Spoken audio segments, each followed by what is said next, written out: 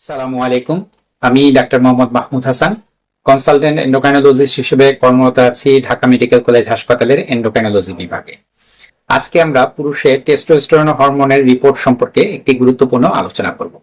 আপনারা অনেকেই সেক্সুয়াল সমস্যায় বা বাচ্চা হতে সমস্যা হলে ডাক্তারের পরামর্শে টেস্টোস্টেরন নামক হরমোন পরীক্ষা করে থাকেন এবং দেখা যায় একটি রিপোর্টে টেস্টোস্টেরন কম আসলেই অনেকে আতঙ্কিত হয়ে যান, এমনকি ক্ষেত্র বিশেষে বিশেষজ্ঞ ডাক্তারের পরামর্শ ব্যতীতই টেস্টোস্টেরন নেওয়া শুরু করেন।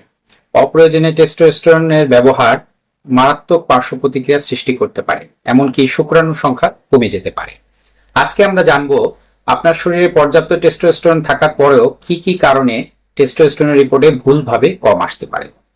যদি আপনি পরীক্ষার জন্য রক্ত সকাল 8টা থেকে 10টার মধ্যে না দিয়ে থাকেন, যদি খালি পেটে রক্ত না দিয়ে থাকেন, যদি অন্য কোনো শারীরিক অসুস্থতার সময় রক্ত দিয়ে থাকেন, যদি রক্ত দেওয়ার সময় স্টেরয়েড বা ওপিওয়েড জাতীয় ব্যথানাশক ওষুধ সেবনরত থাকেন, অথবা ভালো মানের ল্যাবে যদি রিপোর্ট না করে থাকেন, তবে আপনার টেস্টোস্টেরন হরমোনের রিপোর্ট ভুলভাবে কম আসতে পারে।